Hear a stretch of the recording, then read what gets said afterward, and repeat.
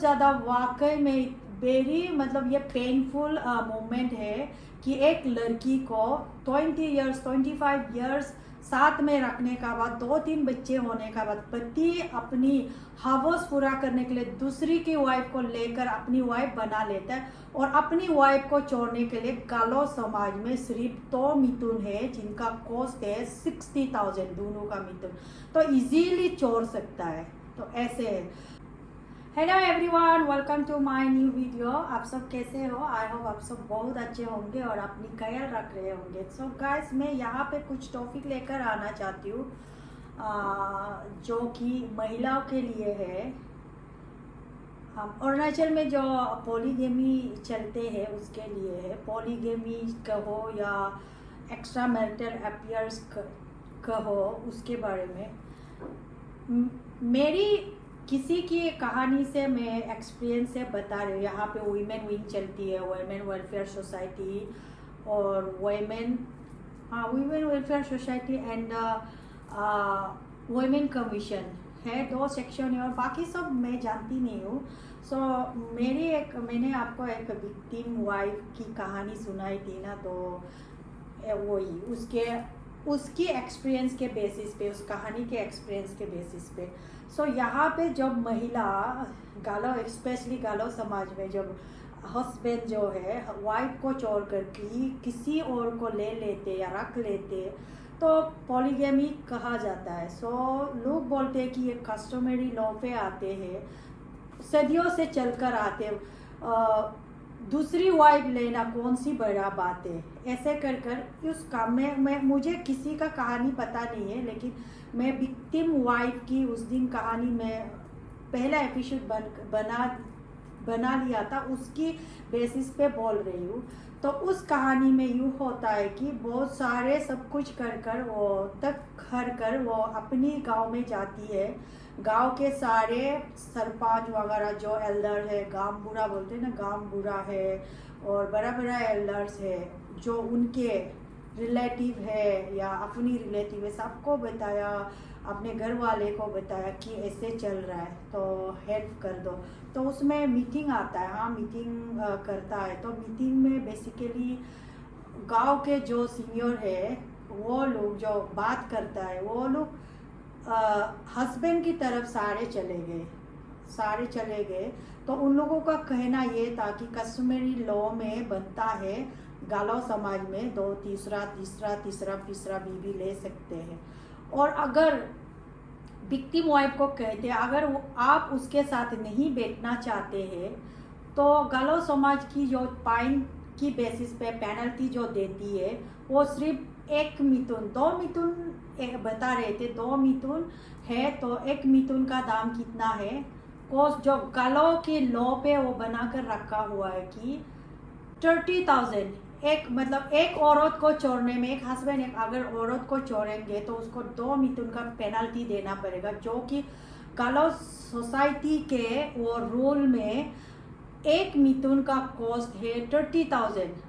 तो मान लो कि अपने वाइफ को इसने छोड़ दिया, मान लो कि मेरे हस्बैंड ने छोड़ दिया, तो वो मुझे मेरे फैमिली को पेनल्टी का तौर पे सिर्फ 60,000 देता है अगर पैसा देता है, और एनिमल की तौर पे एक्सचेंज करता है तो 2 मिथुन। तो उसमें तक हार कर गाँव में कुछ मतलब डिसीजन नहीं होता है। तो उनमें से जो डिसीजन मेकर लोग था आज के डेट पे नहीं है, कोई लोग इस दुनिया से चले गए हैं, तो उनका डिसीजन ये था। फिर वो तक हार कर जाता है वुमेन वेलफेयर पे। वुमेन वेलफेयर सोसाइटी है यहाँ पे। अभी मैंने हाल ही में देखा है, कुछ इश्यूज चल रहे थे, कानी मैडम ऐसे लेकर बोल रहे थे, तो इन लोगों का चलते हैं। तो वो लोग मीटिंग लेते हैं, हस्बैंड को बुलाती है, वाइफ के कहने पर वो लोग का काम करते हैं, बातें करते हैं, उसको समझाने के लिए करते हैं, लेकिन हस्बैंड मानने के लिए तैयार नहीं है। उनको किसी का वाइफ को प्यार हो गया और उसी को लेना है, अपने वाइफ को अभी प्यार नहीं करते क्योंकि वो दूसरे को वाइफ को प्यार करते हैं। फिर भी उसने वुमेन वेलफेयर सोसाइटी ने 6 मंथ का टाइमिंग दिया और उसमें बहुत सारे ऐसे कुछ लिखते हैं क्लॉज वगैरह, आपको वो नहीं करना, ये नहीं करना, उनको नहीं मिलना, वो सारे चीज़ें होते हैं। सो उसको भी बायलॉट करते हैं हस्बैंड, विक्टिम वाइफ के हस्बैंड उसको भी बायलॉट करते हैं और 6 मंथ का वुमेन वेलफेयर कमेटी का बात को नहीं मानता, वायलेट करते हैं और दोबारा जब कंप्लेन ऐसे है नहीं मान रहा है तो फिर वो भी क्या ही करेंगे, एक पर्सनल लाइफ है यार, वो कितना भी करेंगे। तो उन लोग कुछ मतलब एक्शन नहीं लिया तो वो चल बात सीज हो गया। तो विक्टिम वाले वाइफ जो है फिर तक हार कर वुमेन कमीशन में आती है, वुमेन कमीशन में आती है। उस टाइम की बात है, आज से 6-7 साल की बात है। जैसे चाय रदीला चाय की कमीशन में उस टाइम पे चेयरपर्सन थी वो, तो उसकी टाइम पे आते हैं। तो उसमें जो विक्टिम वाइफ जाते हैं कंप्लेन देते हैं, तो कंप्लेन में ऐसे बोलते हैं कि आप मेंटेनेंस ले लो। वहाँ भी जाता है तो मेंटेनेंस के बारे में बोलते हैं, दंग रह जाती है यार। उनको विक्टिम वाइफ को अपनी हस्बैंड चाहिए, उनका साथ रहना है क्योंकि उनके बच्चे का साथ रहना है। लेकिन कमीशन में भी, वुमेन कमीशन भी जाकर ये पता चलता है कि आप मेंटेनेंस लेना कोई सॉल्यूशन नहीं थे। और उन वाइफ को, विक्टिम वाइफ को मेंटेनेंस का पैसा का जरूरत ही नहीं है, वो इतना काबिल है कि वो लोगों को दे सकते हैं, देते भी है, किसी को मदद कर सकते हैं, मदद करते भी है, उनको मेंटेनेंस का जरूर नहीं है हस्बैंड का पैसा का। लेकिन वहाँ पे जब वो शब्द सुनता है वो बेचैन हो जाती है, हार जाती है।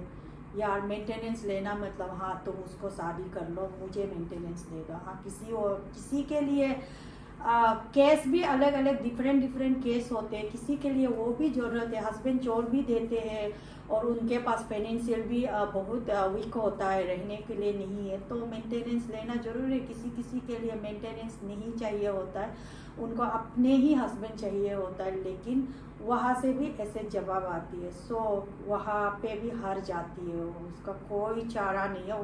वो चाहते हैं कि एक 1 पॉइंट पे कि हस्बैंड मेरा हो जाए, हस्बैंड उस औरत को छोड़ जाए, बस उतना ही चाहते थे। उसमें भी नहीं हुआ तो वो तक हार कर फिर जाती है कोर्ट में जाता है तो डिवोर्स के लिए फाइल कर सकता है वो। लेकिन अल्टीमेटली घूम फिर कर यहाँ पे गालो समाज में ऐसे होती है, कस्टमरी लॉ में 2-3 वाइफ लेना बनता है तो कोर्ट भी उसी को कंसिडर कर गाम बुरा पे पीआई बोलता है ना, वो पीआई क्या बोलता है वो, उस पे घूमकर वही इनिशियल जो कोर्ट है वही पे चला जाएगा। कोर्ट का डिसीजन भी बस उसमें फिर घूमकर आ जाएगा, वही बता रहे थे। तो ये भी नहीं हो जाता। आप डिवोर्स ले सकते हैं, लेकिन जब नहीं है डिवोर्स, हमको अगर डिवोर्स चाहिए तो डिवोर्स ले सकते हैं, पर लेकिन मुझे उनके साथ रहना है, उसी का साथ रहना, तो वो कोर्ट जो है उस फिर इनिशियल कोर्ट पे गांव बुरा विलेज में ही भेज देता है। तो वो बोल रहे थे।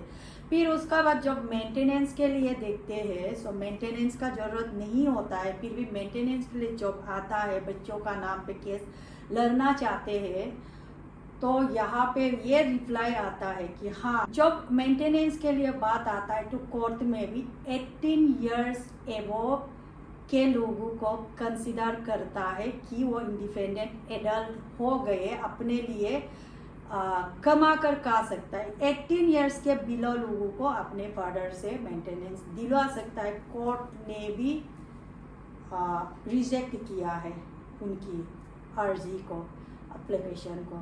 तो ऐसे है यहाँ पे अरुणाचल में, जो एक बार विक्टिम हो जाता है सो लीगल से हेल्प मांगना भी बहुत ज़्यादा टफ है। लीगल बहुत है, हर जगह पे लीगल है, गवर्नमेंट ने बना रखी है, Indian government, Arunachal government, every society, every section, every segment बना रखे है। लेकिन जो उस चीज़ का विक्टिम होता है ना, उनको पता चलता है ये लीगल भी काम नहीं आता है, कुछ टाइम पे, कुछ पॉइंट पे नहीं आता है। तो ये इजी बात नहीं है। कोई सोचता है कि यार मेरे हस्बैंड ऐसे करता है तो मैं तो उसको हाथ पैर तोड़ कर रख दूंगी, वो लूँगी, सोचता है ना। जब अपने पे बीतता है ना, आप एक उंगली भी टच नहीं कर सकता। जब लीगल पे हम सबक सिखा कर रखेंगे, बोलता है ना legal is also very tough, आपको सुनवाई करने में 5-10 साल लग जाता है। ऐसा उसमें वो एंजॉय कर रहे हैं, आप क्या आप सर रहे, आपकी ज़िंदगी बर्बाद हो गए। तो इस लाइफ इस में कहानी में मैंने देखा, जो आपको नहीं चाहते हैं, जो दिल से आपको नहीं चाहते, आपको फाइनली दिल से नहीं चाहकर आपका ना बोलते हैं, उसका पीछे नहीं पड़ना चाहिए। उसको आज़ाद कर दो, उसको आज़ाद कर दो। आज़ाद करने में ही आपकी खुशी है, आपकी लाइफ अच्छा हो जाएगा। और आप अपनी रास्ता देख लो, आप कैसे जी सकते हैं अपने बच्चों का साथ, अपनी फैमिली का साथ कैसे जी सकते हैं। आप अपनी लाइफ देखो, है ना। और पीछे मौत पर कुछ भी नहीं रखता है, लड़ाई झगड़ा से कुछ नहीं होता है। आप ही मेंटल हो जाओगे, आप ही पागल हो जाएगा। अगला तो आपको छोड़ कर चला गया, वो खुश है अगले के साथ, है ना। आप ही दुख है, आप ही ट्रॉमा में है, आप ही स्ट्रेस में है, आप पागल हो रहे, आप डिप्रेस हो रहे, आप एंजाइटी हो रहे, मेडिसिन ले रहे, उनको परख ही नहीं पड़ता। सो गोली मारो ऐसे पार्टनर को। सो आप मूव ऑन करो, अपनी रास्ता देखो। और अपने बच्चों के साथ ऐसे लेडीज़ को बोल रहे, ऐसे औरत को सुरक्षित रहे, अच्छे रहे, प्लेस पे रहे। और लीगल के बारे में कुछ मुझे उस कहानी से पता चल रहा था, इसलिए शेयर करो। बाकी मैं डीपली नहीं बोल रही हूँ, डीपली बोलने से जो वीडियो है ना बहुत लॉन्ग हो जाएगा। सो ज़रूरत आने पर मैं हर एक वर्ड, एक स्टेप कवर कर सकती हूँ। बट आज तक के लिए इतना ही। Bye bye, take care, stay blessed everyone, bye bye.